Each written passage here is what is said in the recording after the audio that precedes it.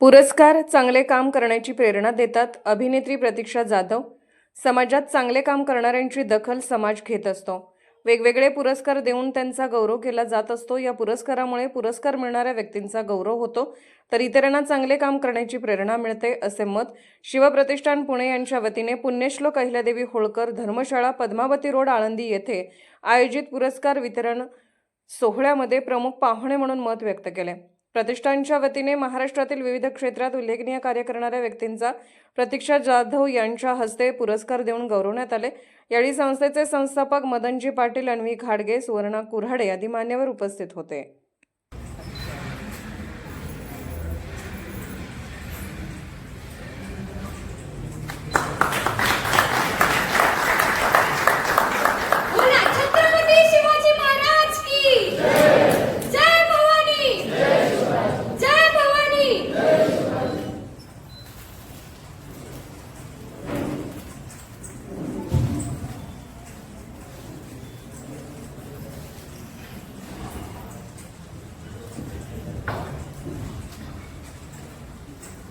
ज्यांचे कार्य महान आहे, प्रेरणादायक प्रवास आहे, सहोदूर पसरला ज्यांच्या कर्तृत्वाचा प्रकाश आहे. आपल्या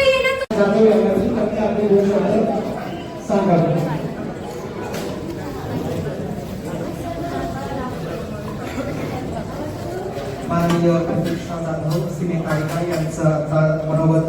नमस्कार. व्यासपीठावर उपस्थित मान्यवर आणि आपण सर्व प्रेक्षक वर्ग, जास्त वेळ घेणार नाही तुमचा, कारण सर्वांनाच लांब जायचं, मला सुद्धा लांब जायचं आहे. इथून 300 किलोमीटर सांगलीकडे माझं गाव आहे. तर इथं सर्व उपस्थित मान्यवर आणि ज्यांना पुरस्कार मिळाला त्यांचे खरं तर अभिनंदन. प्रथमतः मी सर्वांचेच मनापासून आभार मानते. शिवप्रतिष्ठान पुणे यांचे पहिल्यांदा आभार मानते. त्यांनी या कार्यक्रमाला मला इथं बोलवलं, आमंत्रित केलं, त्याबद्दल त्यांचे मनापासून सर तुमचे मनापासून आभार. मला एक गोष्ट सांगायची होती. मला रुबाबचा चित्रपट येणार आहे 26 नोव्हेंबरला, तर तो चित्रपट सर्वांनी जाऊन नक्की बघा. तर त्या पोस्टरवरती एक टॅगलाईन आहे, अशी आहे की ती एकाची नाही अख्ख्या जगाची लव्ह स्टोरी आहे. तर सर्वांच्याकडे मोबाईल आहेत, असणारच आहेत, आता सर्वांच्याकडे मोबाईल असतात, तर सर्वांनी जरा मोबाईल वरती करा.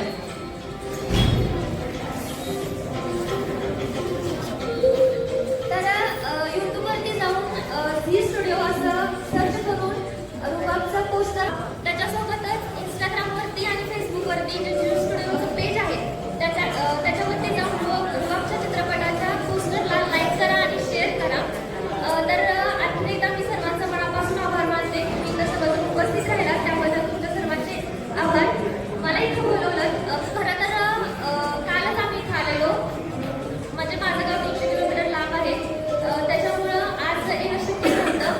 तर एक गोष्ट मला आणखी सांगायची आहे की ही जी लहान मुलगी आहे अन्वी, आल्यानंतर तिच्या आईनं जे भाषण केलं, जे तिच्याबद्दल सांगितलं, तसंच मला तिच्या आईचं जसं की अभिमान आहे तसा मला माझ्या वडिलांबद्दल सांगायचं आहे. कारण की या सगळ्या गोष्टींमध्ये तिला जसं तिच्या आई वडील साथ देतात, तशी माझे आई आणि माझे वडील मला साथ देत आहेत. मी एकुलती एक आहे, मला भाऊ किंवा बहीण नाही. ते मी माझं करिअर, जे डान्सचं करिअर असेल, नृत्याचं करिअर असेल, ते मी 4वीपासून सुरू केलं. वडिलांनी ते होपासून साथ दिले. आतापर्यंत ते कधीच म्हटले नाही की तू हे करू नकोस आणि तू ते करू नकोस. सर्व कार्यक्रमाला ते माझ्यासोबत येतात, सर्व कार्यक्रमाला ते माझ्यासोबत रात्रीचं जागरण करतात. कुठेही प्रवास असू दे, 400 किलोमीटर 500 किलोमीटरचा प्रवास ते माझ्यासोबत करतात. तरी आई शिक्षक असल्यामुळे जरा तिला कमी माझ्या सोबत येता येतं, पण वडील कायम सोबत असतात. असं मला एक गोष्ट सांगायची आहे की जे तुमची मुलं आहेत त्यांना साथ द्या आणि त्यांना जे काय करायचं, त्यांचं करिअर ज्याच्यात करायचं आहे त्याच्यामध्ये त्यांना करिअर करू द्या. तुम्ही असं त्यांच्यावर लागू नका की तू हे हो बाबा, तू ते हो. मला कधी सुद्धा त्यांनी असं म्हटलं नाही की तू हे हो. मला ज्याच्यात करिअर करायचं होतं ते मी केलं आणि त्याच्यासोबतच मी शिक्षणाकडे मी म्हणत नाही की तुम्ही शिक्षणाकडे दुर्लक्ष करा. शिक्षण हे सुद्धा महत्वाचं आहे. मी सुद्धा फार्मसी केलेली आहे. तर त्या सर्वांचा घेणार एक पुरस्कार आहे. आणखी एकदा सर्वांचे अभिनंदन आणि आभार मानते आणि इथंच थांबवते.